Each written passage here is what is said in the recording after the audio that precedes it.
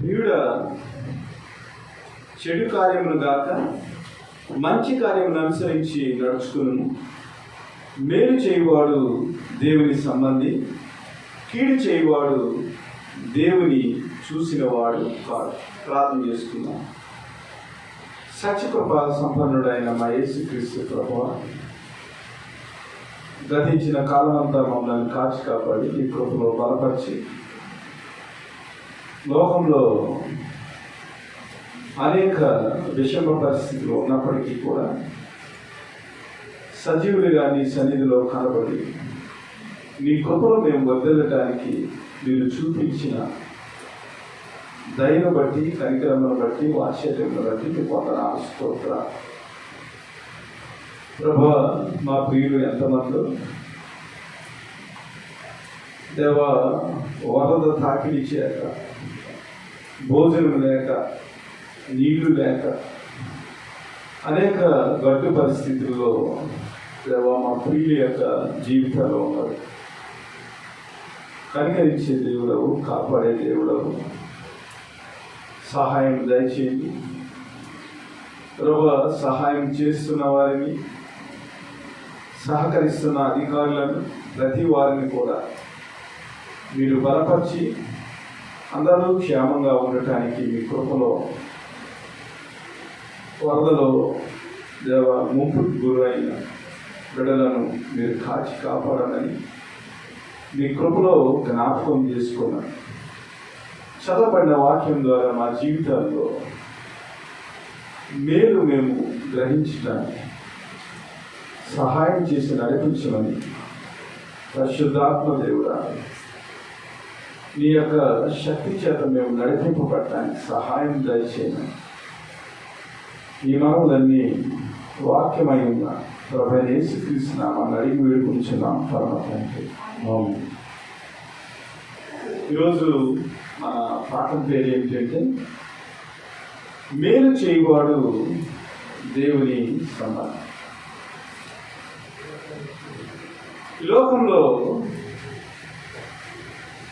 క్రైస్తవులుగా దేవుడు ఏదైతే మనకు మేలు చేశాడో మనము ఏ విధమైన మేలును పొందుకోవటానికి అర్హులు కాదు. కానీ దేవుని యొక్క కృపను బట్టి మనము అనేక వ్యక్తుల చేత మేలు పొందిన మనుషులుగా ఉన్నాం. అయితే మేలు పొందిన మనము ఇతరులకు మేలు చేసే వ్యక్తులుగా ఉండాలి. క్రైస్తవ జీవితం అంతా కూడా ఇతరుల కొరకు, ఇతరుల యొక్క యోగ్యత కొరకు మనం ఆలోచన చేయకుండా కేవలం ఏదైతే దేవుని కృపను మనం అనుభవించామో ఆ కృపను బట్టి వారికి ఉపకారం చేసేవారిగా, సహకారం చేసేవారిగా క్రైస్తవ జీవితం ఉండాలనేది క్రీస్తు యొక్క ఉద్దేశం. యోహాను రాసిన 3వ పత్రికలో 3 వ్యక్తులు ఉన్నారు క్రైస్తవులుగా. ఈ 3 రకాల ప్రజలు క్రైస్తవ సంఘంలో ఉంటారు. ఒక వ్యక్తి గాయుస్ అనే వ్యక్తి. గాయు, పెద్దనైనా నేను సత్యమును బట్టి ప్రేమించుచు ప్రియుడైన గాయనకు శుభమని చెప్పి ఆయన. ఈ గాయి గురించి మనం ఆలోచన చేసినప్పుడు ఈ గాయి యొక్క మనస్తత్వం ఎలా ఉందంటే, వ్యక్తిత్వం ఎలా ఉందంటే, తన పనుల ద్వారా క్రీస్తు యొక్క ప్రణాళికలో, క్రీస్తు యొక్క ఆత్మ చేత వర్ధిల్లుచున్న ప్రకారము కూడా దేవుని యొక్క సత్యాన్ని అనుసరించి అనేక మందిని దేవునిలోనికి త్రిప్పిన విశ్వాసిగా గాయి కనపడుతున్నాడు. అనగా తన పనులలో తానొక మంచి విశ్వాసినని దేవుని చేత, అలాగే యోహాను చేత సాక్ష్యము పొందిన వ్యక్తిగా, ఒక మంచి వ్యక్తిగా, దేవుని యొక్క సంబంధిగా ఈ గాయి అనే వ్యక్తి సాక్ష్యము మనకు కనబడుతుంది. అతని గురించి మాట్లాడుతూ యోహాను ఏమంటాడంటే, ప్రియుడా, నీ ఆత్మ వర్ధిల్లుచున్న ప్రకారము నీవు అన్ని విషయముల్లోనూ వర్ధిల్లుచు సౌఖ్యముగా ఉండవలనని ప్రార్థించుచున్నాను. నీవు సత్యమును అనుసరించి నడుచుకుంటున్నావు గనుక సహోదరులు వచ్చి నీ సత్య ప్రవర్తన గూర్చి సాక్ష్యము చెప్పగా విని బహుగా సంతోషించింది. నా పిల్లలు సత్యమును అనుసరించి నడుచుకుంటున్నారని వినుట కంటే నాకు ఎక్కువైన సంతోషము లేదంటున్నాను. అనగా పరిపూర్ణమైన విశ్వాసిగా క్రీస్తు యొక్క సత్యములో, క్రీస్తు యొక్క ఆత్మలో వర్ధిల్లి సంఘములో ఒక మంచి సాక్ష్యము కలిగిన వ్యక్తిగా ఈ గాయు అనే వ్యక్తి మనకు కనబడతా ఉన్నాడు. అలాగే రెండో వ్యక్తిని గురించి మనం ఆలోచించినప్పుడు దియోతేప్రే అనే వ్యక్తి. ఈ వ్యక్తిని గురించి మనం ఆలోచన చేసినట్లయితే వాక్యంలో ఏమని రాయబడి ఉందంటే, ఇతను వదలబోతుగా, అహంకారం కలిగిన వ్యక్తిగా, దురాభిమానం కలిగిన వ్యక్తిగా, ఇతరుల పైన పెత్తనం చెల్లించే వ్యక్తిగా, తన పనులను తాను చేసుకోకుండా దేవుని యొక్క బిడ్డలను అవమానించే వ్యక్తిగా కూడా ఈ వ్యక్తి కనపడతా ఉన్నాడు.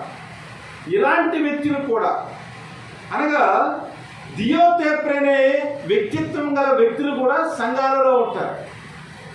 చాలామంది సంఘాలలో ఏం చేస్తారంటే, దేవుని యొక్క మాటను వినకుండా అక్కడ ఉన్న వ్యక్తులను అవమానపరిచే వ్యక్తులుగా ఉంటారు. కొంతమంది మనస్తత్వాలు ఎలా ఉంటాయంటే, ఇతరులను చెడ్డగా చూపిస్తే తను ఏదో గొప్పవాడు అన్నట్లుగా నిరూపించుకుంటానికి ఇతరులను చాలా అవహేళన చేస్తూ వారి యొక్క మనస్తత్వాన్ని కించపరుస్తూ తాను గొప్పవాడుగా నిరూపించుకుంటానికి ప్రయత్నం చేసే వ్యక్తులు చాలామంది సంఘాలలో ఉంటారు. అలాంటి వ్యక్తిత్వం కలిగిన వ్యక్తి ఈ దియోతేప్రే అనే వ్యక్తి అన్నమాట. ఆ వ్యక్తిని గురించి మాట్లాడుతూ యోహాను ఏమంటాడంటే, వారిలో ప్రధానత్వం కోరుచున్న దియోతేప్రే మమ్మలను అంగీకరించట్లేదు. వాడు మమ్మల్ని గూర్చి చెడ్డ మాటలు వదలుచు అది చాలదన్నట్లుగా సహోదరులను తానే చేర్చుకొనక వారిని చేర్చుకున్న మనసు గల వారిని కూడా ఆటంకపరచుచు సంఘంలో నుండి వారిని వెలివేయుచున్నాడు. అందుచేత నేను వచ్చినప్పుడు వాడు చేయుచున్న క్రియలను జ్ఞాపకము చేసుకుంటున్నాడు. అసలు బైబిల్లో ఒక వ్యక్తిని గురించి చెడ్డగా మాట్లాడే పరిస్థితి ఏమీ ఉండదు. వాడు ఎంతో దేవునికి విరోధంగా ప్రవర్తిస్తే కానీ వాడి గురించి ఏమాత్రం కూడా చెడ్డగా మాట్లాడే అవకాశము బైబిల్లో చాలా తక్కువగా ఉంది. కానీ ఇక్కడ యోహాను దేవునితో గడిపిన వ్యక్తిగా, దేవుని యొక్క మనసును కలిగిన వ్యక్తిగా డైరెక్ట్గా ఈ దియోతేప్రే అనే వ్యక్తి గురించి వాడు వాడు వాడని సంబోధించినట్లుగా మనకి కనబడుతుంది. అనగా ఈ వ్యక్తి సంఘానికి ఎంత చేటుగా ఉన్నాడో, సంఘంలో ఉన్న చిన్న బిడ్డలు ఎదగకుండా వాడి మీద చెడ్డ మాటలు చెప్పుతూ వదలబోతుతనంతో అహంకార దృష్టితో వాడు ఇతరుల మీద చాడీలు చెప్పే వ్యక్తిగా కనబడుతున్నాడు. వాడి గురించి నేను మీకు స్వయంగా కలిసినప్పుడు నేను వాడి గురించి నేను చెప్తానని ఈ యోహాను గారు గాయికి లెటర్ రాస్తున్నట్లుగా మనం చూస్తూ ఉంటాం. ఇక దేవుని బిడ్డలారా,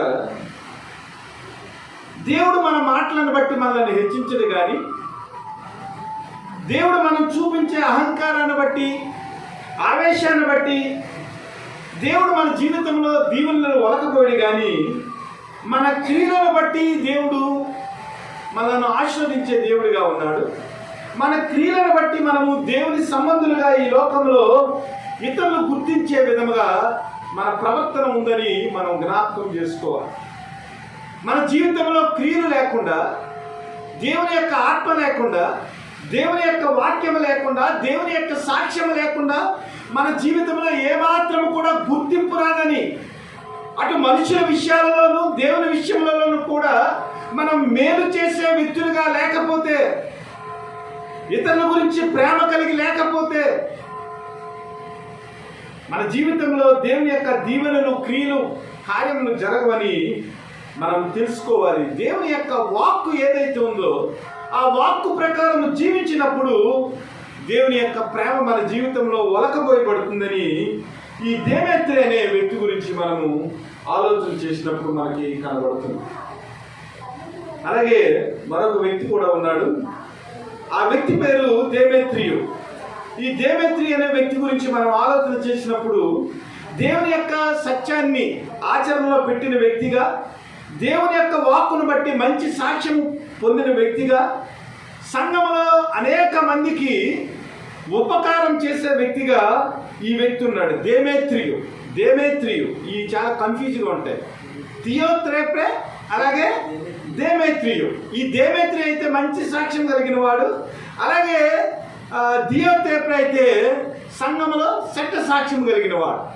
అలాగే గాయ గురించి మనం ఆలోచన చేసినప్పుడు ఈ గాయ అయితే దేవుని యొక్క వాక్య ప్రకారము దేవుని యొక్క సత్యంలో వర్ధిల్లిన వ్యక్తిగా, అనేక మందిని దేవుని కొరకు సంపాదించిన వ్యక్తిగా గాయు కనపడుతున్నట్లుగా ఈ లేఖనాల గురించి మనం చూస్తూ ఉన్నాం.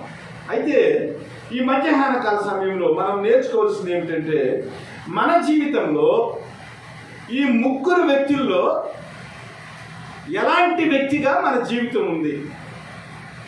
దేవుని ఆత్మ ప్రకారం వర్ధిల్లుచున్న గాయిలా ఉందా? ఇతరులను ఆటంకపరిచే థియోత్రేపేలాగా ఉందా?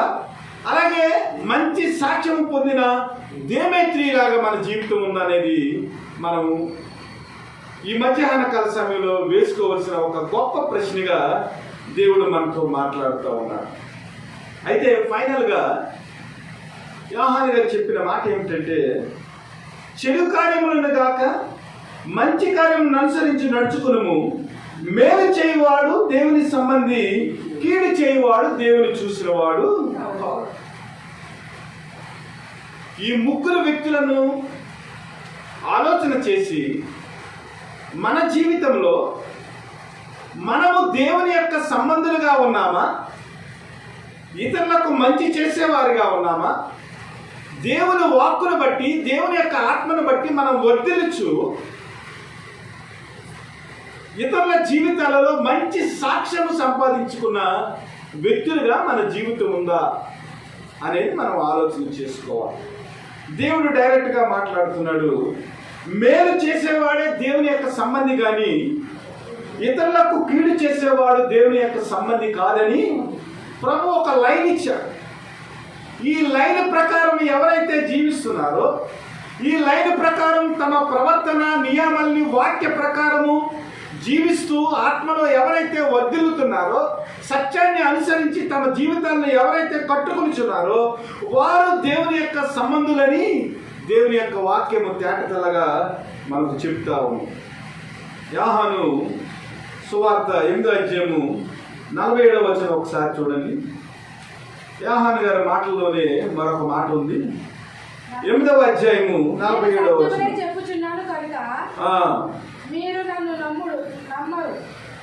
నేను సత్యమును చెప్పుచున్న ఎడల మీరెందుకు నన్ను నమ్మరు?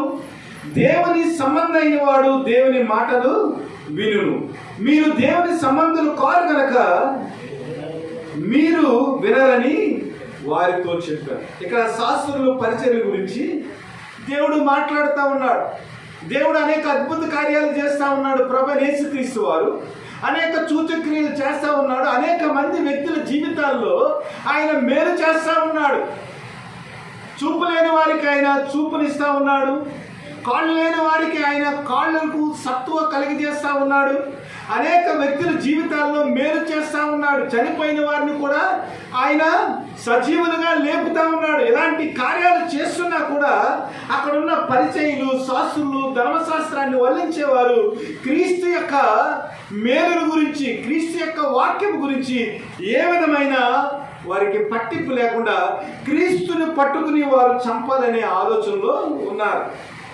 వారు పేరుకు మట్టికి అబ్రహాము కుమారులా కనపడుతున్నారు కానీ వారి క్రియలలో దేవుని చూపించిన వ్యక్తులుగా వారు కనపడటం లేదు. వారి క్రియల ద్వారా యేసుక్రీస్తు యొక్క కుమారులుగా ధర్మశాస్త్రాన్ని పాటించే వారిగా, తండ్రి యొక్క కుమారులుగా వారి యొక్క సాక్ష్యము ఏమాత్రం కూడా లేని పరిస్థితి. కాబట్టి వారిని గురించి దేవుడు ఏం చెప్తున్నాడంటే, మీరు నా బోధ వినటం లేదు, నా ఆత్మ ప్రకారం మీరు నడుచుకుంటం లేదు, మీ జీవితాల్లో సత్యం లేదు, మీ జీవితాల్లో సాక్ష్యం లేదు కనుక మీరు తండ్రి యొక్క అపవాది సంబంధులు. మీరు అబ్రహాము సంబంధులని అనుకుంటున్నారు, కానీ మీ క్రియలను బట్టి చూస్తే మీ జీవితంలో మీరు అపవాది సంబంధులుగా ఉన్నారు.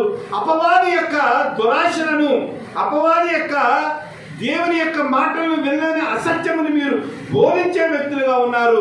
అన్నిటికీ మించి అబద్ధములకు జనకుడైన సాతాను యొక్క కుమారులుగా మీ జీవితంలో క్రియలు ఉన్నారు. కాబట్టి నా మాటలు వింటలేదు కనుక మీరు దేవుని యొక్క సంబంధులు కానే కారు. ఎవరైతే నా మాటలు వింటారో వారు దేవుని సంబంధులుగా పిలువబడతారని యోహాను భక్తుడు యేసుక్రీస్తు యొక్క మాటలను అక్కడ ఉన్న శాస్త్రులతోటి పరిచయులతోటి చెప్పినట్లుగా మనం గమనిస్తూ ఉన్నాం. కాబట్టి దేవుని బిడ్డలారా, మన జీవితంలో ఎవరైతే దేవుని యొక్క మాటలను, ఎవరైతే దేవుని యొక్క సత్యమును, ఎవరైతే దేవుని యొక్క ఆత్మను కలిగి ఉంటారో వారే ఇతరులకు మేలు చేసే వ్యక్తులుగా ఉంటారు. కానీ దేవుని యొక్క మాటలను వినలేని వారు, దేవుని యొక్క వాక్కును పాటించలేని వారు, దేవుని యొక్క ఆత్మ లేనివారు, దేవుని యొక్క సన్నిధిలో గడపలేని వారు, దేవుణ్ణి ప్రార్థించలేని వారు ఈ లోకానికి శ్రేయస్కరమైన వ్యక్తులుగా తమ జీవితాలను తీర్చి దిద్దుకునలేరని మనం ఆలోచన చేయాలి. క్రియలు లేని వ్యక్తులు అపవాది సంబంధులుగా, క్రియలు లేని వ్యక్తులు దురాశలను వారి జీవితంలో నెరవేర్చేవారిగా, క్రియలు లేని వ్యక్తులు అనగా ఆత్మ లేని వ్యక్తులు, సత్యాన్ని పాటించలేని వారు ఈ సమాజానికి కీడు చేసే వ్యక్తులుగా ఉన్నారనేది దేవుని యొక్క వాక్యము తేటతలగా మనతో మాట్లాడుతూ ఉంది. సమూయేలు రాసిన రెండవ గ్రంథము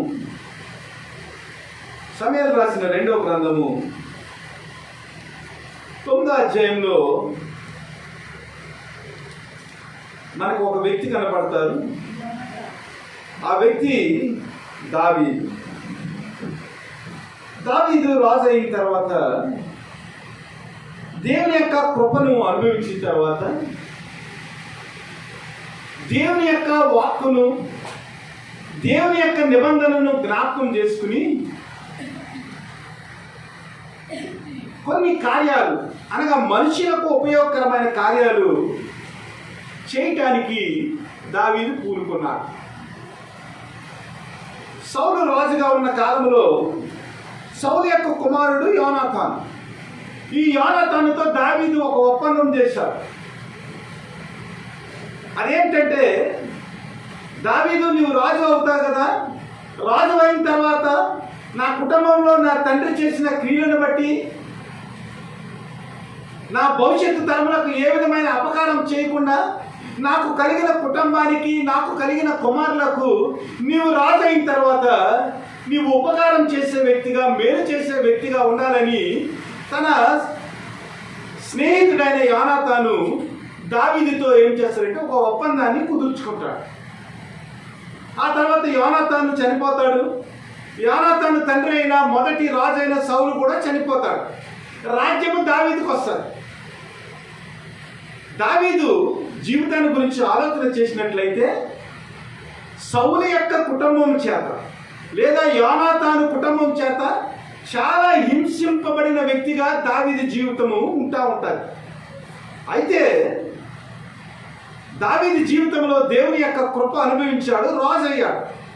రాజు అయిన తర్వాత ఏదైతే తను ఒప్పందం చేశాడో, ఏదైతే దేవుని యొక్క ప్రేమను, కనికరాన్ని దావీదు పొందాడో దాన్ని బట్టి యోనాతాను కుటుంబాన్ని జ్ఞాపకం చేసుకున్న వృత్తాంతము ఈ 9వ అధ్యాయంలో మనకు కనబడతా ఉంటుంది. యోనాతాను బట్టి నేను ఉపకారం చూపుటకు సౌలు కుటుంబంలో ఎవడైనా కలడాన్ని దావీదు అడిగాను. సౌలు కుటుంబమునకు సేవకుడకు షేబా అని ఒకడుండగా వాడు అతన్ని దావీదు వద్దకు పిలిపించింది. రాజు షేబావు నీవే కదని అడగగా అతడు నీ దాసునైన నేనే షేబానెను. రాజు యెహోవా నాకు దయచూపినట్లుగా నేను ఉపకారం చేయుటకు సౌలు కుటుంబంలో ఎవడైనను నాకుడు శేషించి ఉన్నాడని అడుగగా శివ యోనాతాను కుంటి గల కుమారుడు ఒకడు ఉన్నాడని రాజుతో మనవి చేశాడు. అతడు ఎక్కడున్నాడని రాజు అడుగుగా శివ చిత్తగించుము, అతడు లోదేబారులో అమ్మీయేలు కుమారుడకు మాకీరు ఇంటున్నాడని రాజుతో అనేను.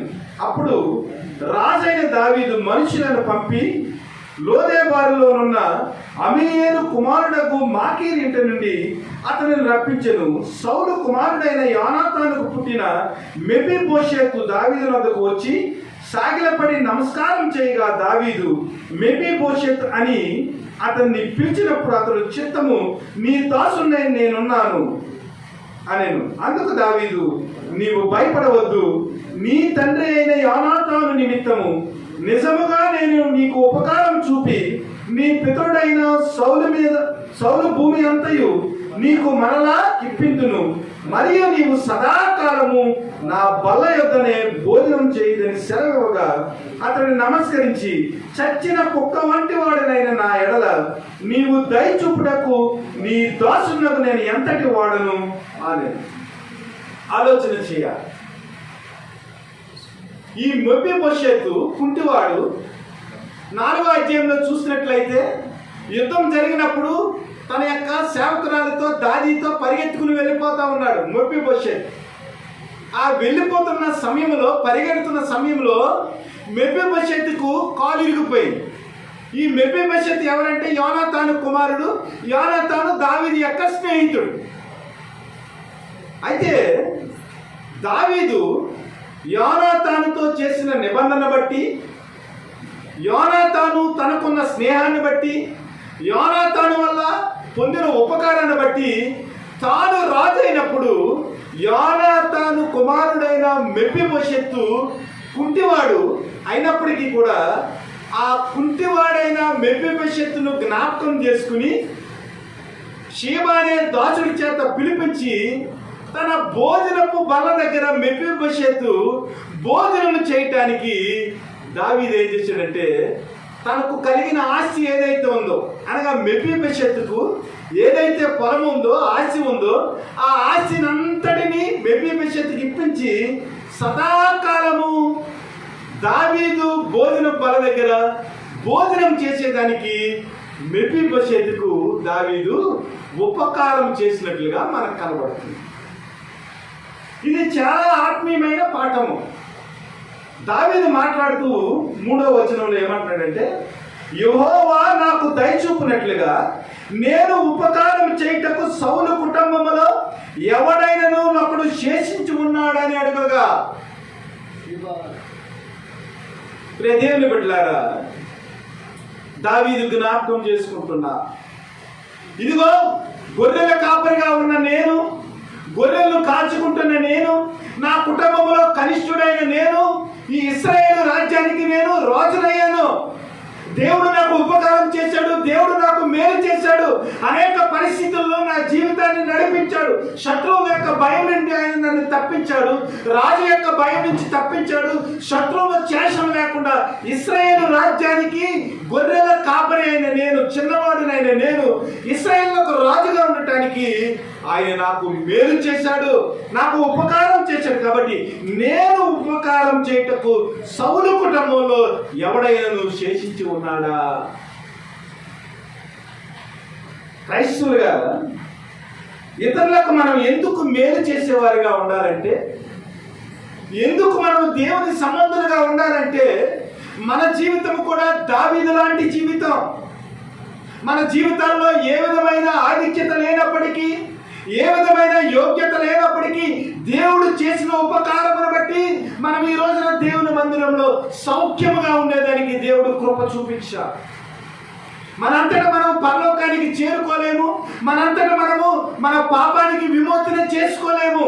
కానీ ప్రభు అయిన యేసుక్రీస్తు వారు ఏం చేశారంటే, ఆయన కృపలో మనల్ని జ్ఞాపకం చేసుకుని ఆయనే కుమారుడుగా వచ్చి మనకు కలువరిగిరిలో ఆయన రక్తాన్ని చిందించడం వల్ల ఉపకారాన్ని చేసి ఆయన మనలను రక్షించుకుని ఎక్కలేని ఎత్తైన కొండలాంటి పరలోక రాజ్యానికి చేరుకుంటానికి ఆయన సహాయం చేశారు.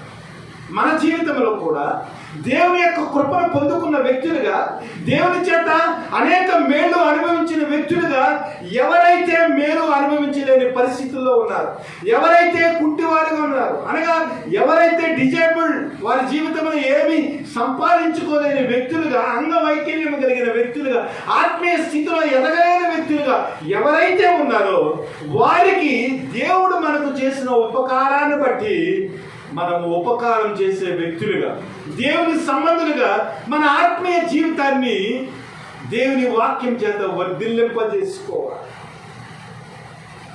ఇంకా ఆత్మీయంగా మనం ఆలోచన చేసినట్లయితే ఈ మెఫీబోషెతు కుంటివాడండి. కుంటివాడైన వాడు ఎవడు కూడా, అంగవైకల్యమైన వాడు ఎవడు కూడా పాత నిబంధనలో మనం చూసుకున్నట్లయితే చాలా విషయాలు ఉన్నవి.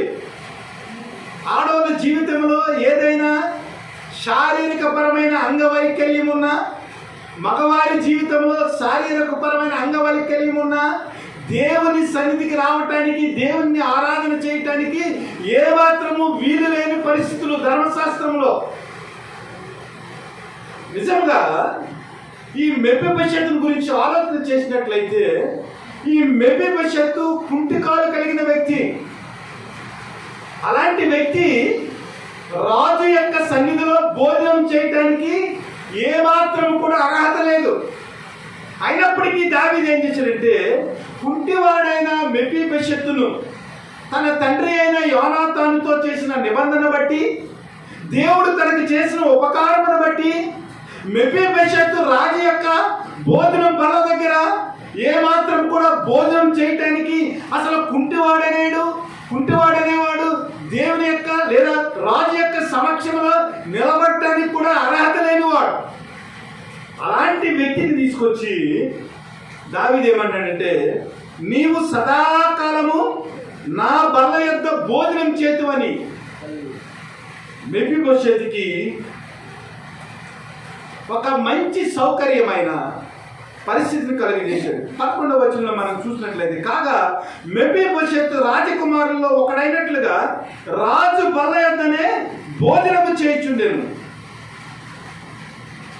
ఎంత దావీదు మెఫీబోషెతును ప్రేమించాడు మనము అర్థం చేసుకోవాలి. మెఫీబోషెతు స్థానంలో మనం ఉన్నామని అనుకుంటే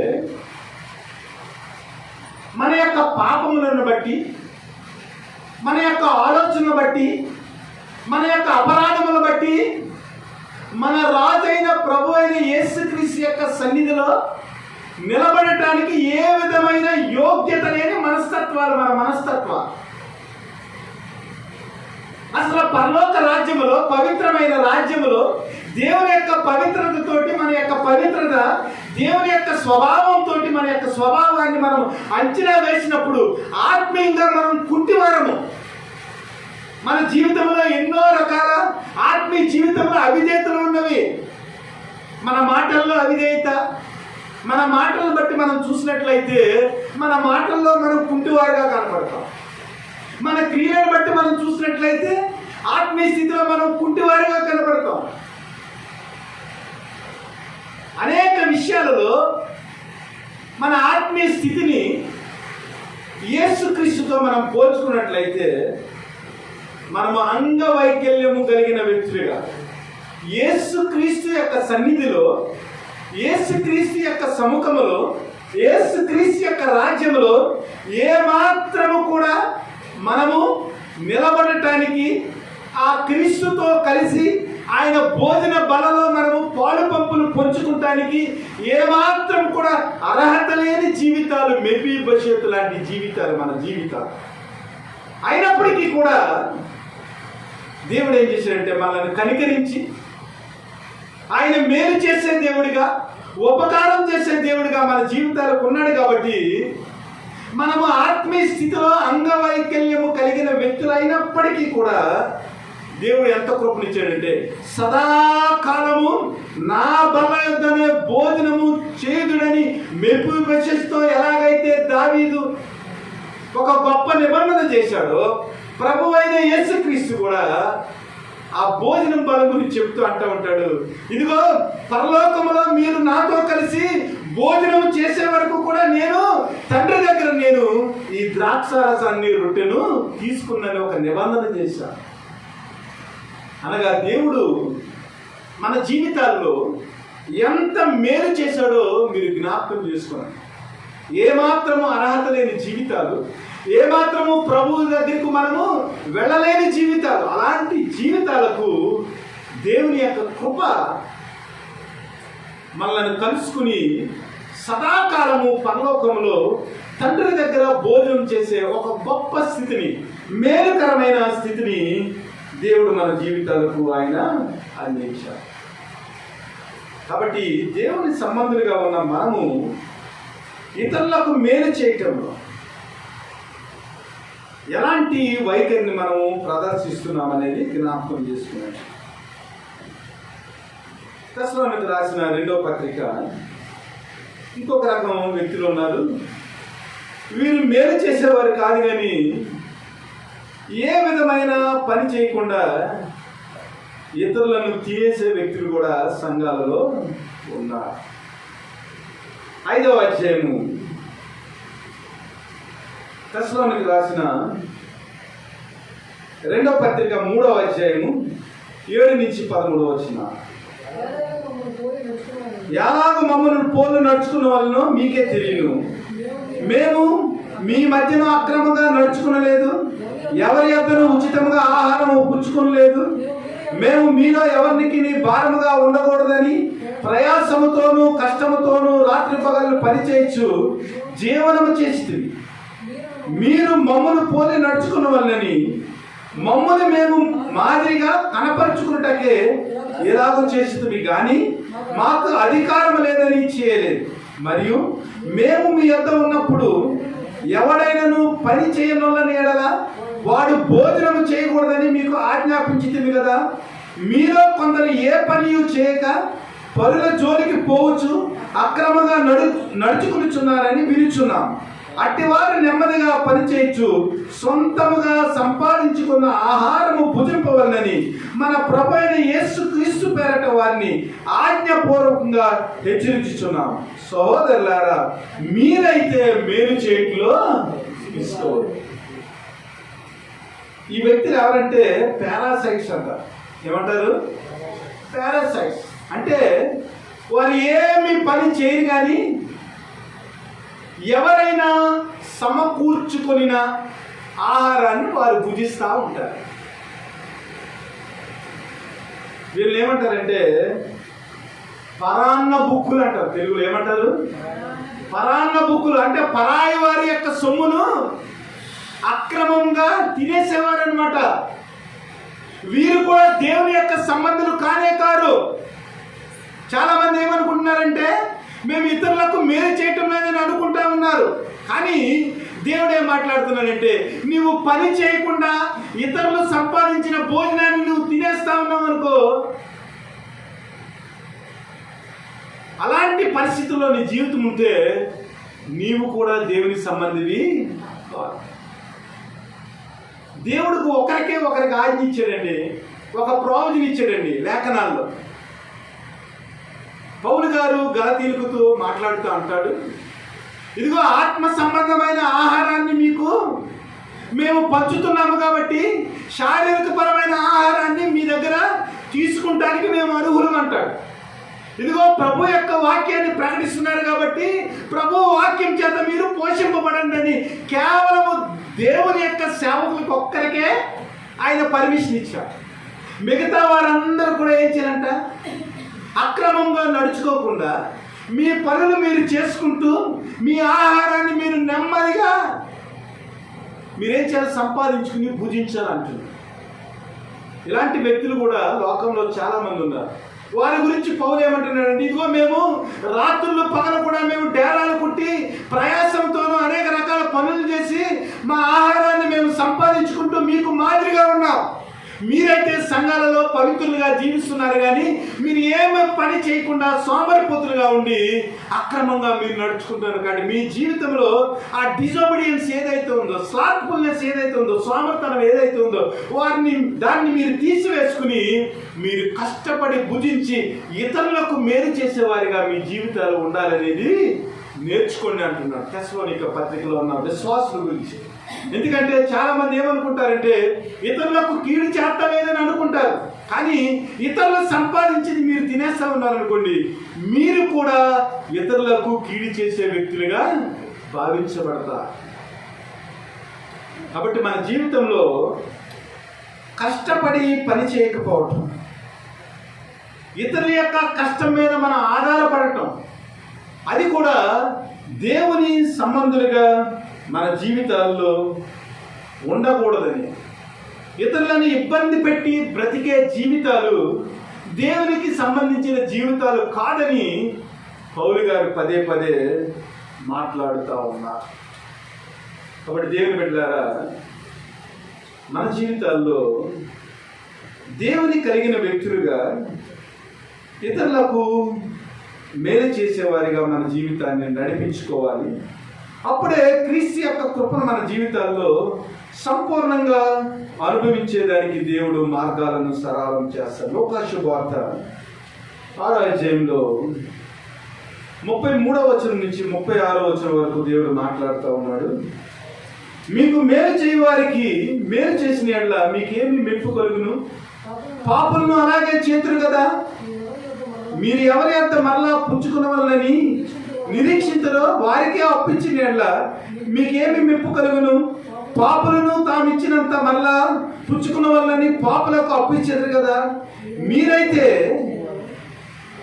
ఎట్టి వారిని గూర్చి అయినను నిరాశ చేసుకొనక మీ శత్రువులను ప్రేమించుడి, మేలు చేయుడి, అప్పు ఇయుడి, అప్పుడు మీ ఫలము గొప్పదైండును. మీరు సర్వోన్నతిని కుమారులై ఉందురు. ఆయన కృతజ్ఞత లేని వారి ఎడలను దుష్టుల ఎడలను ఉపకారి అయి ఉన్నాడు. కాబట్టి మీ తండ్రి కనికరము గలవాడై ఉన్నట్లు మీరును కనికరము గలవారై ఉండుడి. క్రైస్తవులకి ఒక ప్రశ్న వేస్తా ఉన్నాడు. మీకు మేలు చేసిన వారికి మేలు చేసిన మీకేమి మెప్పు కలుగును? చాలా మంది క్రైస్తవ మనస్తత్వాలు కూడా ఎలా ఉంటాయంటే, మనకు మేలు చేసిన వారికే మనం మేలు చేస్తాం.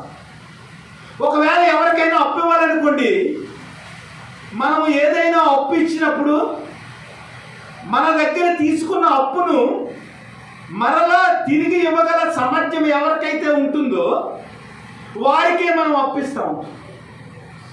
ఆలోచన చేయండి. దేవుని బిడ్డలారా, క్రైస్తవ మనస్తత్వాలు అలా ఉండకూడదు. ఒకసారి మనకు ఎవరికైనా సహాయం చేసామనుకోండి, వారు ఇవ్వలేని పరిస్థితుల్లో మనం మర్చిపోయే స్థితిలోనికి వెళ్ళిపోవాలి. ఆలోచించేయండి. నేను వాట్సాప్లో మొన్న ఒకటి చూశాను. విజయవాడలో ఒక బిల్డింగ్ మునిగిపోయిందంట. మునిగిపోయిన తర్వాత ఆ బిల్డింగ్ ఫస్ట్ స్టేజ్ వరకు, ఫస్ట్ స్లాబ్ వరకు నీరు వచ్చేసిందంట. ఆ నీరు వచ్చేసినప్పుడు అక్కడ బోర్డు కనపడిందంట.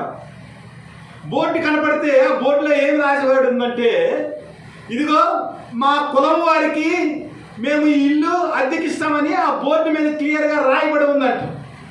ఈ బోర్డు వేసుకున్నవాడు, రక్షణదారని బోర్డు మీద వెళ్ళినవాడు ఆ బోర్డు చూశాడంట.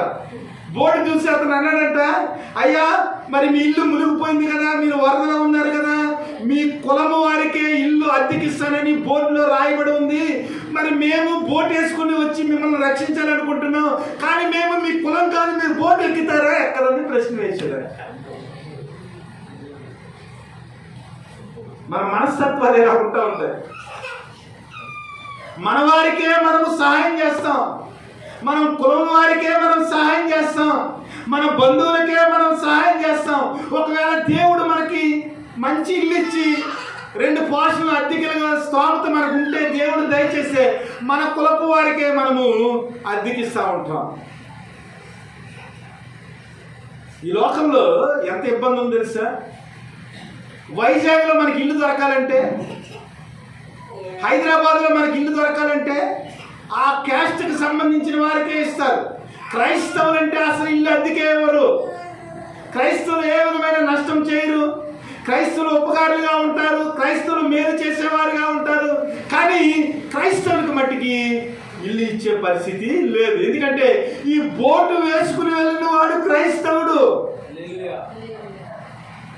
ఏం చేస్తారు? చచ్చిపోయిన పరిస్థితుల్లో ఉన్నారు, భోజనం లేదు, పీకలలోతు నీరు ఉంది, ఇంకో గంట అయితే వరద కొట్టుకుని వెళ్ళిపోతారు. క్షమాపణ చెప్పి బోటెక్కి దరికి చేరినట్లుగా మనం చూస్తాం. దేవుని బిడ్డలారా, క్రీస్తుకు కలిగిన మనస్సును మీరు ధరించుకున్నాడు. ఆయన అందరికీ ఉపకారిగా ఉన్నాడు, అందరికీ మేలు చేసేవాడిగా ఉన్నాడు, అందరికీ కొరకు కలవరిగిరిలో ఆయన రక్తాన్ని చిందించిన ఒక మహోన్నతమైన వ్యక్తిగా ఉన్నాడు. మన జీవితాల్లో క్రీస్తును కలిగిన వ్యక్తులుగా మనకు మేలు చేసిన వారికే మనం మేలు చేస్తే, మనకు అప్పు ఇచ్చిన వారికే మనం అప్పు ఇస్తే, దానివల్ల మనము దేవుని యొక్క కుమారులు ఎలాగవుతాము? ప్రభు మాట్లాడుతూ అంటున్నాడు, పరలోకంలో మీ ఫలము గొప్పగా ఉండాలంటే మీ శత్రువులను కూడా మీరు ప్రేమించండి, మీ శత్రువులకు మీరు మేలు చేయండి, మీ శత్రువులకు మీరు అప్పు ఇవ్వండి. అప్పుడు పరలోకంలో మీ ఫలము గొప్పదవుతుంది. మీరు సర్వోన్నతుడైన దేవుని కుమారులుగా మీరు పిలువబడతారు. ఎందుకంటే ఆయన దుష్టుల ఎడల కనికరం చూపించాడంట. కృతజ్ఞత లేని వారి ఎడల ఆయన ఉపకారం చేసిన దేవుడిగా ఉన్నాడు. అనగా కీడు చేసిన వారి ఎడల ఉపకారాన్ని మర్చిపోయిన వ్యక్తులకు ప్రభువైన యేసుక్రీస్తు ఉపకారం చేసిన వ్యక్తిగా ఉన్నాడు. కాబట్టి మీ తండ్రి అయిన దేవుడు కనికరం గల దేవుడు కాబట్టి, వాత్సల్యము గల దేవుడు కాబట్టి, ప్రేమ స్వరూపి కాబట్టి, మేలు చేసే దేవుడు కాబట్టి, ఆయన కుమారులుగా, సర్వోన్నతుడైన దేవుని కుమారులుగా మీరు శత్రువులకు మేలు చేసి ఆయన కుమారులుగా మీరేం చేయాలంట? కనికరము గలవారై ఇతరులను ప్రేమించే వ్యక్తులుగా ఉండాలనేది దేవుని యొక్క వాక్యం. క్రైస్తవులుగా ఎదుగుతున్న మనము ఆత్మలో వర్ధిల్లటం అంటే ఇదే, సత్యములో వర్ధిల్లడం అంటే ఇదే. మనకు ఉపకారం చేసిన వారి ఎడల మనం ఉపకారం చేస్తే ఈ లోకపరమైన సామాన్యమైన వ్యక్తులం, ఆత్మ కలిగిన వ్యక్తులుగా ఎలా ఉంటాం? సత్యాన్ని ప్రకటించే వ్యక్తులుగా ఎలా ఉంటాం? ఉపకారం చేయని వారి ఎడల, కృతజ్ఞత లేని వారి ఎడల, మన శత్రువుల ఎడల కూడా మనం ఉపకారం చేసినప్పుడు సర్వోన్నతుడైన దేవుని కుమారులు అనగా దేవునికి సంబంధించిన వ్యక్తులుగా మన జీవితాలు ఉంటాయనేది దేవుని యొక్క లేఖనాలు. మత్తయి శుభవార్త 5వ అధ్యాయము 44-45 వచనాలు చూడండి. మత్తయి శుభవార్త 5వ అధ్యాయము. ఆయన చెడ్డవారి మీదను మంచి వారి మీదను తన సూర్యుని ఉదయింపజేసి నీతిమంతుల మీదను అనీతిమంతుల మీదను వర్షము కురిపించుచున్నాడు.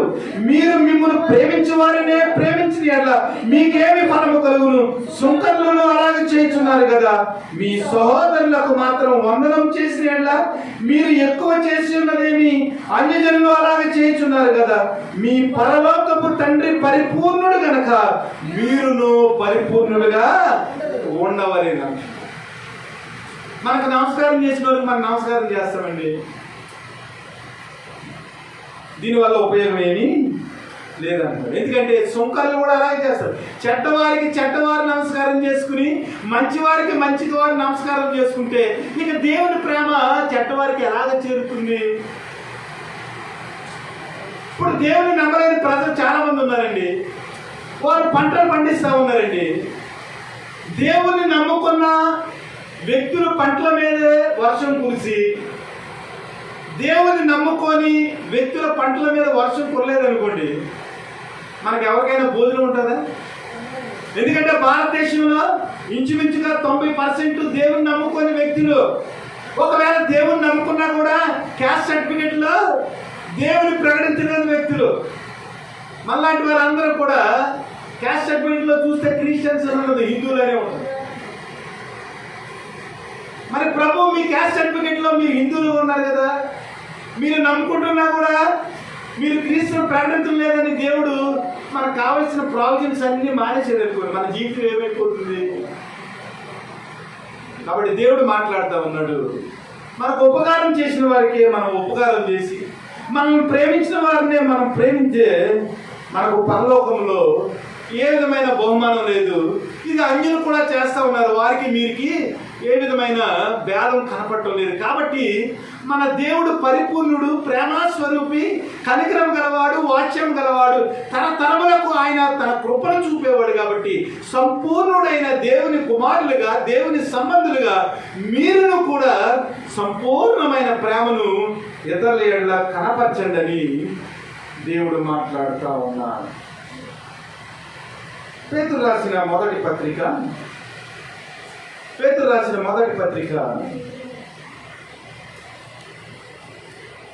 2వ అధ్యాయం 19-20 వచనాలు.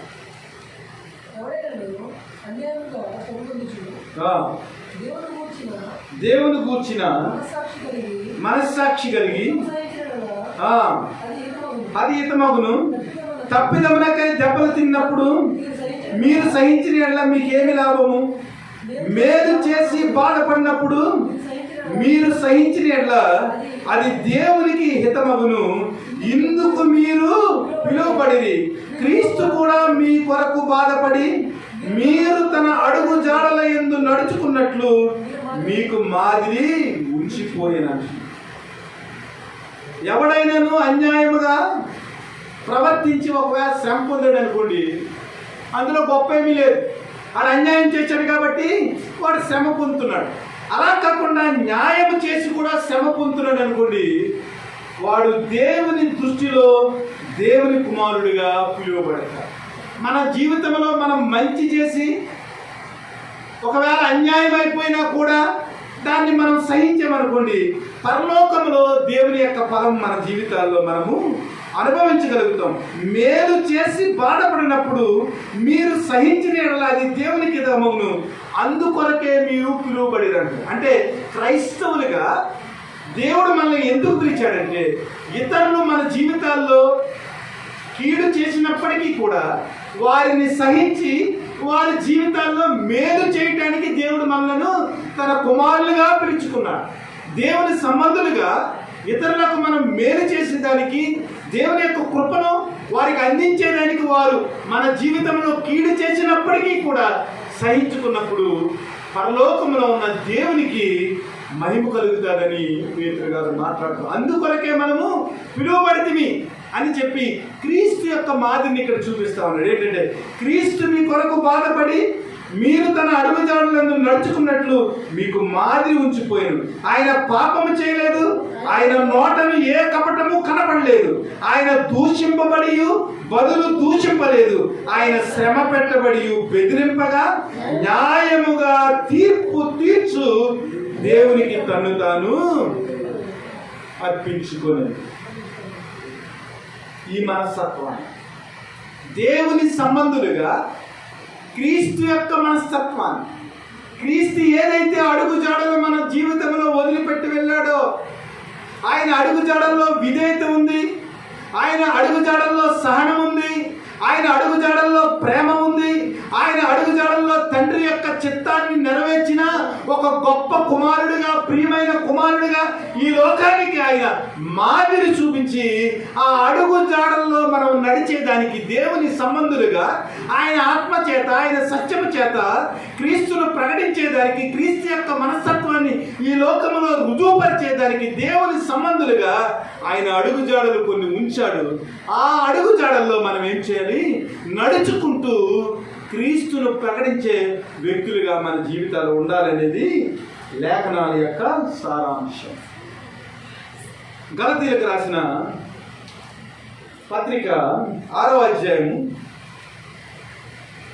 9-10 వచనాలు. మనము మేలు చేయటి యందు విసుకక ఇందుము, మనము అలయక మేలు చేసితమేమి, తగిన కాలమందు పంట కోతుము. కాబట్టి మనకు సమయము దొరికిన కొలది అందరి ఎడలను విశేషముగా విశ్వాస గృహమునకు చేరిన వారి ఎడలను మేలు చేయదు. మేలు చేయట్లో మనం ఏం చేయకూడదట, విసుకుపోకూడదు. ఒకడు 10 రూపాయలు అడిగాడు అనుకోండి, 10 ఇస్తాం. మరలా వచ్చి 100 రూపాయలు అడిగాడు, 100 ఇస్తాం. మరలా వచ్చి 1000 రూపాయలు అడిగాడు అనుకోండి, 1000 ఇస్తాం. ఒరే చాలా క్లిష్ట పరిస్థితిలో ఉన్నాను రా, నా ఆరోగ్యం బాగోలేదు, నా కుటుంబం అంతా దివాళా తీసేసింది, నీ దగ్గర ఒక 50 లక్షలు ఉన్నాడు, కనీసం ఒక 50,000 అప్పేవరా నీ స్నేహితుడిని అడిగామనుకోండి, మనకేమవుతుందంటే 10 రూపాయలు ఇచ్చేటప్పుడు పెద్ద పట్టించుకో, 100 రూపాయలు ఇచ్చినప్పుడు కూడా పెద్ద పట్టించుకో, 1000 రూపాయలు ఇచ్చినప్పుడు అందరికీ చెప్పేస్తాను నేను ఫలానా వాడికి 1000 రూపాయలు ఇచ్చాను. కానీ 50,000 అడిగాడు అనుకోండి, వాడి పరిస్థితిని బట్టి మనం ఏం చేస్తామంటే విసుకుపోయి దేవుని యొక్క వాక్యాన్ని పక్కన పెట్టేసి మనం ఇవ్వగల స్థితిలో కూడా ఇవ్వలేని మనస్తత్వంలోనికి మనం వెళ్ళిపోతూ ఉంటాం. కానీ ప్రభు ఏమంటాడంటే మనము మేలు చేయటి యందు విసుకక ఇందుము, మనము అలయక మేలు చేయుటమేమి, తగిన కాలమందు పంట కోతుము, కాబట్టి మనకు సమయము దొరికిన కొలది అందరి ఎడలను విశేషముగా విశ్వాస గృహమునకు చేరిన వారి ఎడలను మేలు చేయాలి. అందరి ఎడల మేలు చేయాలి. మరి ముఖ్యముగా మన సంఘములో ఉన్న వ్యక్తులు అనగా దేవుని అంగీకరించిన మన సహోదరులు ఎవరైతే ఉన్నారో వారి అందరి ఎడల విశేషముగా మేలు చేయవలసిన బాధ్యత, గురుతర బాధ్యత క్రైస్తవులుగా మనకు. ఎందుకంటే తగిన కాలమందు దేవుడు ఏం చేస్తాడంటే పరలోక రాజ్యంలో ఆ పంటను మనం ఏదైతే ఫలించేమో ఆత్మీయంగా ఆ పంటకు తగిన బహుమానాన్ని మన క్రియలు చొప్పున దాచి ఉంచిన ఆ ప్రతిఫలాన్ని దేవుడు పరలోక రాజ్యంలో మనకి ఇచ్చేవాడిగా కనపడుతున్నాడు. కాబట్టి తగిన కాలమందు మనము చేసిన ఉపచారమును బట్టి, మనం చేసిన మేలును బట్టి దేవుడు తనదైన క్రియలు చెప్పున మనకు ఫలాన్ని దాచి ఉంచాడని మనం గుర్తెరిగి ప్రతి విషయంలో కూడా దేవుని యొక్క ప్రేమను ఇతరులకు చాటేవారిగా మనం ఉండాలి. ఇంకో మంచి మాట ఉంది, కీర్తన గ్రంథము 37వ అధ్యాయం 27వ వచనం చదవండి. కీర్తనలు కీడు చేయటమాని మేలు చేయము, కీడు చేయటమాని మేలు చేయము, అప్పుడు నిత్యము నిలిచెను. ఇది చాలా ఆలోచించవలసిన లేఖన భాగం.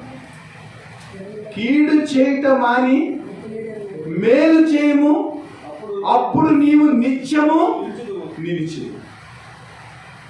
మనకు తెలియని విషయం ఏమిటంటే ఒక్కొక్కసారి మనము ఈ లోకంలో తప్పిపోవటానికి, క్రీస్తులో తప్పిపోవటానికి గల కారణం ఇదేనమాట.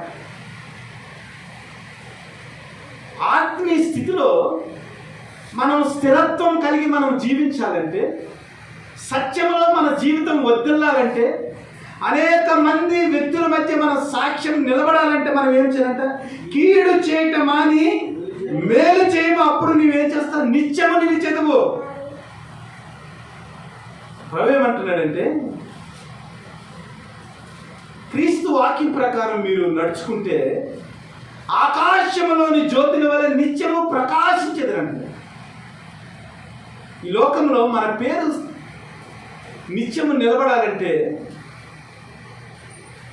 అనేక మంది వ్యక్తులు మనల్ని ఆశ్చర్యకరంగా గుర్తు చేసుకోవాలంటే మనం ఏం చేయాలంటే మేలు చేయట్లో విసుకక ఉండాలనేది దేవుని యొక్క లేఖనం. 3వ వచనం ఒకసారి చదవండి. 3 కూడా చాలా 37:3 యెహోవా యందు నమ్మిక ఉంచి మేలు చేయము, దేశమందు నివసించి సత్యమును అనుసరించుము, యెహోవాను బట్టి సంతోషించుము, ఆయన నీ హృదయ వాంఛలను తీర్చును.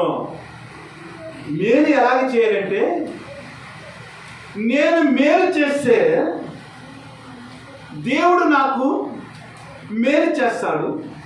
నా హృదయ వాంఛలను ఆయన తీర్చే దేవుడు కాబట్టి ఇతరుల యొక్క హృదయ వాంఛలను తీర్చేదానికి నేను మేలు చేస్తే నా హృదయ వాంఛలను దేవుడు తీరుస్తాడని దేవుని యందు నమ్మిక ఉంచి మనము ఇతరులకు మేలు చేసే జీవితాలుగా మన జీవితాలను నడిపించుకోవాలి. నీ హృదయ వాంఛలు తీర్తలేదు, నీ అవసరాలు తీర్తలేదు, నీ జీవితంలో అంతా లోటే ఉంది. ఎందుకు లోటు ఉందంటే యెహోవా యందు నమ్మిక ఉంచి మనం ఇతరులకు మేలు చేయకపోవటం వల్ల మన జీవితంలో ఉన్న హృదయ వాంఛలు తీరటం లేదంతే. ప్రతి దానికి కూడా దేవుడు జవాబును మన ముందు ఉంచాడని మనం జ్ఞాపకం చేసుకోవాలి. ప్రసంగి ఆ సామెతలు తీయండి. సామెతలు 3:27. సామెతల గ్రంథం 3:27. మేలు చేయటం నీ చేతనైనప్పుడు దాన్ని పొందదగిన వారికి చేయకుండా వెనుక తీయకుము. ఇది కమాండ్, ఇది దేవుని యొక్క ఆజ్ఞ. ఇదే ఆజ్ఞ ద్వితీయోపదేశ కాండంలో ఉంటుంది. ఇదే ఆజ్ఞ యాకోబు రాసిన పత్రికలో కూడా రాయబడి ఉంటుంది. మేలు చేయటం నీ చేతనైనప్పుడు దాన్ని పొందదగిన వాడికి చేయకుండా వెనుక తీయకు.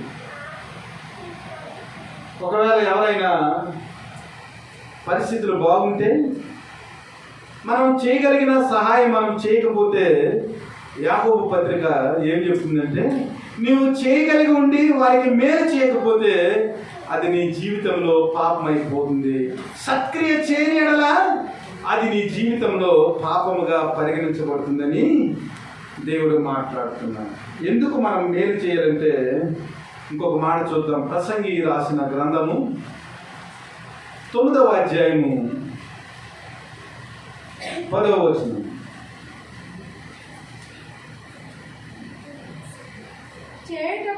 చేయుటకు నీ చేతికి వచ్చిన ఏ పని అయినను నీ శక్తి లోపం లేకుండా చేయము. నీవు పోవు పాతాళమందు పని అయినను ఉపాయమైనను తెలివైనను జ్ఞానమైనను లేదంటున్నాడు. చాలా మొహమాటం లేకుండా జ్ఞాని అయిన సొలొమోను మాట్లాడుతూ ఉన్నాడు.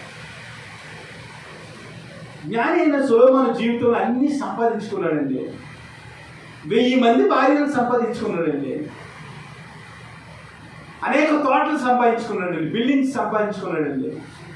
తన జీవితంలో తన ఊహకు ఏదైతే కావాలనుకున్నాడో ప్రతి దాన్ని కూడా సంపాదించుకుని తన జీవితం యొక్క చర్మాంకంలో ఏమంటున్నాడంటే, వ్యర్థము భూమి మీద ఉన్న సమస్తము వ్యర్థమంటున్నాడు. ఈ లోకంలో ఇతరులకు మనం ఎందుకు సహాయం చేయాలంటే, ఈ లోకంలో శక్తి వంచన లేకుండా మనం ఎందుకు పనిచేసి కష్టపడి ఇతరులకు మన జీవితాన్ని ఉపయుక్తంగా మనం మార్చుకోవాలంటే, ఫైనల్గా చెప్పేస్తున్నాడు ఆయన, ఒరే నాయనా, నువ్వు పాతాళంలోకి వెళ్ళిపోయావనుకో, నీ జీవితం పాతాళంలోకి వెళ్ళిపోయిన తర్వాత నువ్వు ఒకవేళ ఉపయోగకరంగా నీ జీవితాన్ని చేసుకోవాలంటే చేసుకుంటానికి ఏమాత్రం కూడా అవకాశం లేదురా నాయన. పాతాళంలోకి వెళ్ళాక నువ్వు ఉపకారం చేయాలంటే, పాతాళంలోకి వెళ్ళాక నువ్వు ఏదైనా పని చేయాలంటే అయ్యే పని కాదు. కాబట్టి ఈ లోకంలో నువ్వు జీవిస్తూ ఉండగానే ఇతరులకు ఉపయోగకరంగా దేవుని సంబంధిగా నువ్వేం చేయాలి? ఇతరులకు ఉపచారం చేయాలి. నీ శక్తి లోపం లేకుండా నువ్వు పనిచేసి ఇతరులను ఇబ్బంది పెట్టకుండా నీ జీవితాన్ని నడిపించుకోవాలి. లాజరు పాతాళంలోకి వెళ్ళిపోయాడండి. అతను జీవిస్తున్నంత సేపు ఆ లాజరు ధనవంతుడు పాతాళంలోకి వెళ్ళిపోయాడండి. లాజరేమో దేవుని యొక్క కుడి పార్శ్వంలో కూర్చుని ఉన్నాడండి. పాతాళంలో అగ్నిలో కాలుతా ఉన్నాడు. అయ్యా, లాజరు యొక్క కొనను ముంచి ఈ పాతాళంలో ఒక చుక్క ఇమ్మన్నాడు. ఎందుకంటే పరిశుద్ధుడైన లాజరు యొక్క చేతి నుంచి ఒక నీటి బిందువు అగ్నిగుండంలో పడింది అనుకోండి, అది కూడా పరలోకం అయిపోతుంది. అక్కడికి వెళ్ళిన తర్వాత, పాతాళంలోకి వెళ్ళిన తర్వాత ధనవంతుడికి బుద్ధి వచ్చింది. ఇదిగో నేను పాతాళంలో ఉన్నాను, నా పరిస్థితి ఇలాగ అయిపోతూ ఉంది. భూలోకంలో నా యొక్క అన్నదమ్ములు ఉన్నారు, వారు నశించకుండా పోయేదానికి, అక్కడ ఉన్న వారికి సువార్త చెప్పేదానికి పాతాళం నుంచి నన్ను భూలోకంలోనికి పంపించండి, నేను సువార్త చెప్తాను. దేవుడు ఏమంటున్నాడంటే, బాబా అలా కుదరదయ్యా, పాతాళంలో ఉన్నవారు, నరకంలో ఉన్నవారు భూలోకంలోనికి వెళ్ళటానికి కుదరదు. అలాగే పరదేశంలో దేవుని యొక్క సింహాసనాన్ని ఆనుకుని ఉన్న లాజరు పాతాళంలో రావటానికి కుదరదు. అక్కడికి ఇక్కడికి మధ్యలో అగాధం ఉంది. కాబట్టి నువ్వు ఏదైనా చెయ్యాలనుకుంటే నీ శక్తివంతులు లేకుండా, లాజరు భోజనం లేని సమయంలో నువ్వు వస్త్రాలు చక్కగా ధరించుకుని భోజనం చేస్తున్న సమయంలో లాజరుకు భోజనం పెట్టాలి. కానీ ఇక్కడికి వచ్చిన తర్వాత లాజరు యొక్క చేతుకొన్న నీ జీవితంలోనికి రావాలంటే అయ్యే పని కాదండి. దీని యొక్క సారాంశం ఏమిటంటే, ఈ లోకంలో ఉన్న జీవితం అంతా కూడా వ్యర్థము. దేవుడిచ్చిన ఈ 70 సంవత్సరాల కాలంలోనే ఇతరులకు మేలు చేసే వ్యక్తులుగా, ఇతరుల మీద ఆధారపడకుండా, మన శక్తి లోపం లేకుండా మన జీవితాలను కష్టపడి క్రీస్తు కృపలో కట్టుకునే వ్యక్తులుగా ఈ లోకంలో ఉండగానే మనం ఏం చేయాలి? మన జీవితాన్ని చక్కబెట్టుకోవాలి. అలా కాకుండా పాతాళంలోకి వెళ్ళిపోయిన తర్వాత మనం చక్కబెట్టుకోవాలంటే మన వల్ల అయ్యే పని కాదు. ఫిబ్రవరికి రాసిన పత్రిక ఆఖరుగా, ఫిబ్రవరికి రాసిన పత్రిక 13వ అధ్యాయము 16వ వచనం.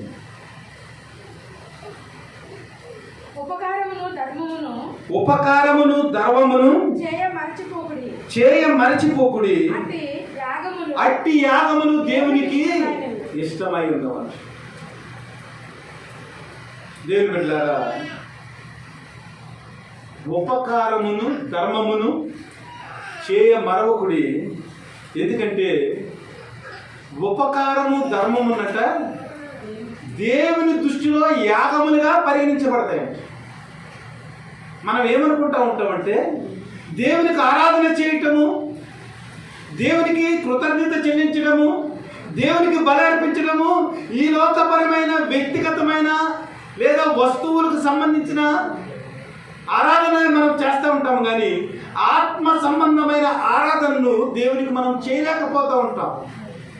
పాట పాడితే దేవునికి ఆరాధన చేసినట్లు, కానుకిస్తే దేవునికి ఆరాధన చేసినట్లు, ప్రార్థన చేస్తే దేవునికి ఆరాధన చేసినట్లు, వాక్యం చదివితే దేవునికి ఆరాధన చేసినట్లని మనం అనుకుంటా ఉంటాం. కానీ దేవుడు సుఖార్ అనే గ్రామంలో ఆ స్త్రీతో మాట్లాడుతూ అంటాడు, దేవుణ్ణి ఆరాధించేవారు ఆత్మతోనూ సత్యముతోనూ దేవుణ్ణి ఆరాధించాలని. అంటే ఆత్మతోనూ సత్యముతోనూ దేవుణ్ణి ఆరాధించడం అంటే, దేవుని సంబంధులుగా దేవుణ్ణి ఆరాధించడం అంటే, ఇక్కడ ఏమంటున్నాడంటే హెబ్రీయులకు రాస్తూ పౌలు ఏమంటాడంటే, ఉపకారమును ధర్మమును చేయ మర్చిపోకుడి, అట్టి యాగములు దేవునికి ఇష్టమై ఉన్నవాడు. మన జీవితంలో దేవుని కృపలో మనం ఎదిగేవారిగా, క్రీస్తు కొరకు మనం జీవించేవారిగా, మేలు చేయటం వల్ల దేవుని సంబంధులుగా మనం ఉంటామని, ఇతరులను తృణీకరించకుండా, ఇతరుల మీద ఆధారపడకుండా, శాయశక్తుల దేవుడిచ్చిన శక్తిని బట్టి మనం ప్రార్థన చేసుకుంటూ, ఆయన యొక్క బలం మీద ఆధారపడుతూ మనం ఏం చేయాలంటే ఇతరులకు మేలు చేయటం యందు దేవుని వ్యక్తులుగా మనము సాక్ష్యం సంపాదించాలి.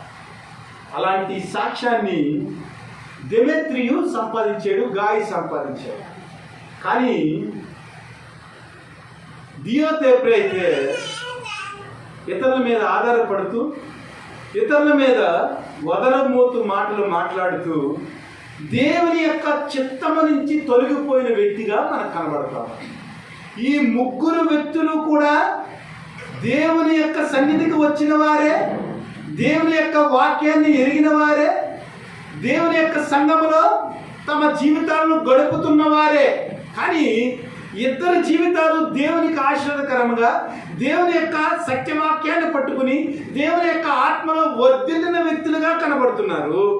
ఒక వ్యక్తి అయితే ఈ లోకం యొక్క పోకడలను అనుసరించి దేవుని యొక్క చిత్తములో తొలగిపోయి అనేక మందికి కీడు చేసిన వ్యక్తిగా, దేవుని యొక్క సత్యవాక్యములో నిలబడలేని స్థితిలో మేలుకరమైన జీవితాన్ని జీవించలేని వ్యక్తిగా ఒక వ్యక్తి కనబడతాం.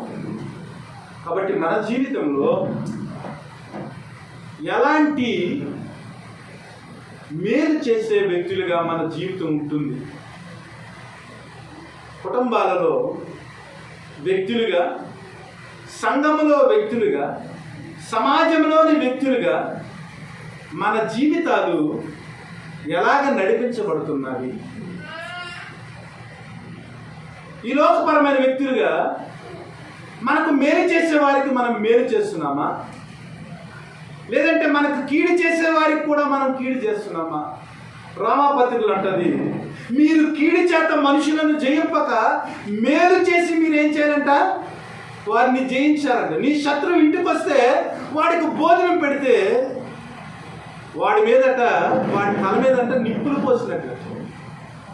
అనగా మేలు చేసి క్రైస్తవుడు అనేవాడు ప్రతి వాడు కూడా దేవుని సంబంధిగా ఎలాగ పరిగణించబడతాడంటే, కీడు చేసిన వాడికి కూడా మేలు చేయటం వల్ల, అపకారం చేసిన వాడికి కూడా ఉపకారం చేయడం వల్ల, మన జీవితంలో ఎవరి మీద ఆధారపడకుండా మన స్వశక్తి మీద ఆధారపడి ఇతరులను ఇబ్బంది పెట్టకుండా, శక్తి లోపము లేకుండా మన జీవితాన్ని మనం నడిపించుకున్నప్పుడు, దేవుని వాక్య ప్రకారము ఆయన వాక్యం మీద మనం శ్రద్ధ పెట్టి, ఆయన వాక్యాన్ని మనం విశ్వసించి, ఆయన ఎరిగిన వ్యక్తులుగా మన జీవితాన్ని నడిపించుకున్నప్పుడు నిజమైన దేవుని సంబంధులుగా సాక్ష్యము పొంది దేవుణ్ణి మహిమపరిచే సర్వోన్నతమైన కుమారులుగా మనం పిలువబడతాం. అలాగ పిలువబడినప్పుడు మన వాక్యము, మన సాక్ష్యము ఈ లోకంలో స్థిరపరచబడినప్పుడు పరలోకములో మనము చేసిన క్రియలను బట్టి వారి వారి క్రియలు చెప్పిన సిద్ధపరిచిన జీతము నా దగ్గర ఉందంట. కాబట్టి సిద్ధపరిచిన జీతాన్ని మనము పొందేవారిగా, సర్వోన్నతమైన దేవుని కుమారులుగా మేలు చేయటందు విసుగ చెందక, మన దగ్గరికి వచ్చిన వారికి లేదనక మనం ఉపకారం చేస్తూ దేవుని యొక్క కుమారులుగా, దేవుని యొక్క సంబంధులుగా ఈ లోకంలో జీవించాలని, అట్టి కృప దేవుడు మనకు దయచేయాలని మనస్ఫూర్తిగా మిమ్మల్ని దీవిస్తూ ఆశీర్వదిస్తూ ఈ మాటలను ముగిస్తున్నాను.